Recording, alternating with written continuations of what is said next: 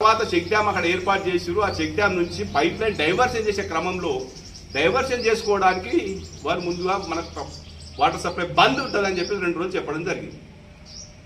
వాస్తవం అది.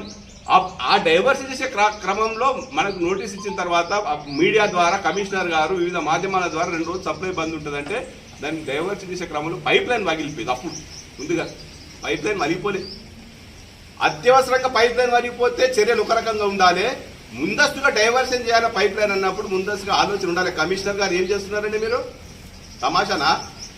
ఇంకా మేము ప్రజాస్వామ్య పద్ధతిలో కలెక్టర్ గారికి మీ పొరపాట్లు, మీ సమన్వయ లోపం, ఎక్కడ కమిషనర్ గారు ఉన్నారు, ఎక్కడ డిఈ గారు ఉన్నారంటే పైప్ లైన్ దగ్గర 3 రోజులు 4 రోజుల నుంచి వాటర్ రాకపోతే ఆర్డబ్ల్యూఎస్ అధికారులు కానీ, మున్సిపల్ అధికారులు కానీ, మిషన్ భగీరథ అధికారులు కానీ ఎక్కడ సమన్వయం ఉన్నది అడుగుతున్నాం. మేము ఎవరు ప్రశ్నించే గొంతుకలకు బీఆర్ఎస్ పార్టీ పనిచేస్తుంది. తప్పకుండా రేపు కూడా పనిచేస్తాం. ఎక్కడికక్కడ నిలదీస్తాం. మీ ఇచ్చిన హామీలో మేము వెంబడబడతాం. ఇప్పుడు ప్రజలు నీళ్లు లేక ఇబ్బంది పడతారు. డబుల్ బెడ్రూమ్ కాడ నీళ్లు అడితే కమిషనర్ ఏం మాట్లాడతావని? ఇంటి పని కడతామని మాట్లాడతావు. ఇంటి పని కడితే నేను సర్వీస్ చేస్తాను మాట్లాడతావు. 3 ట్యాంకర్లు పెట్టి మాట్లాడుతుంటాం. 2 రోజుల ముందు మీరు పైప్ లైన్ డైవర్సినప్పుడు ఇంకో 4 ట్యాంకర్లు అప్పటికప్పుడు అద్దెకు తీసుకొని పనిచేయాల్సి వస్తుంది. శానిటేషన్ చేస్తాం.